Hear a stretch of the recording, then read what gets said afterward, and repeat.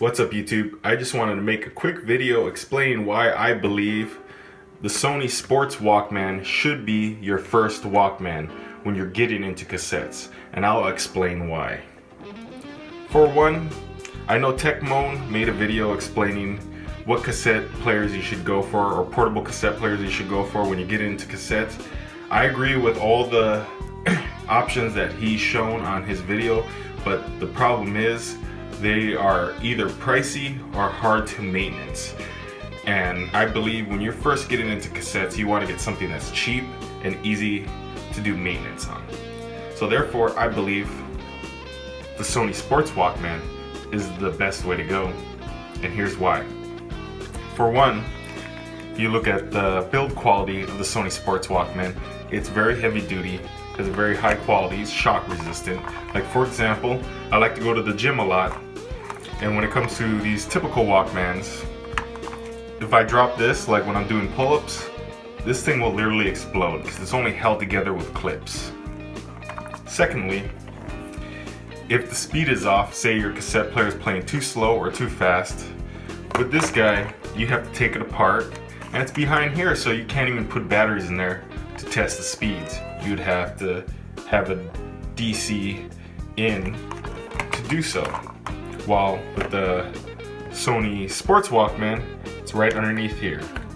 Pull this up, and that's where you put your flathead screwdriver or Phillips, and you'd be able to adjust the speed until it was corrected.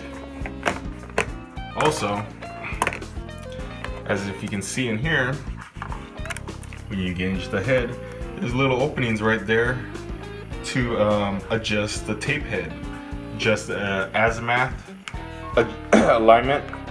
With this is auto reverse, so there's two screw holes, but on a standard one it's more like this, just one screw hole where you adjust the azimuth. So then that way you can get a much clearer, much more proper sound. While on this one, there is none. I know there are some Walkman models that do have screws, and some Walkman models where you can adjust the speed and so on and so forth, but it's very uncommon. While when it comes to the Sony Walkmans, it's very common. And also, like what TechMoan was saying, one of the best models you should go for is the EX models. I picked up a few EX models on eBay in the past. I don't have them on me right now, they're in storage. But the problem I found with those is one, the price, and two, to do maintenance on them is a pain in the ass. You have a bunch of little screws that are different sizes, and on top of that, you need a specialty belt, and getting it back together is going to be a headache. While with the Sony Sports Walkmans, as you can see, all the screw hole points are very easy to see, easy to get to, and they're all about the same size. And once you get into these Walkmans, even this style of Walkman, it's very easy to replace the belts. And they're very standard belts. You can get them anywhere. You can get those lots of belts that they have on eBay for $5, $10 that comes with a bag, a bunch of belts, and you'll be able to find the belts you need just in that. You wouldn't need to get a specialty belt just to put just to replace the belts, I mean. So those are the main reasons why I would choose the Sports Walkman over the traditional Walkman or the EX Walkman or whatnot, and so on and so forth. And lastly, I would want to say is these things are water resistant. A few times I was out on a jog and it started to rain, drizzle, whatnot, and I noticed with regular Walkmans there's some water that seeped in there, got on the cassette, while this one has a rubber lining, so therefore no water got into the cassette area itself.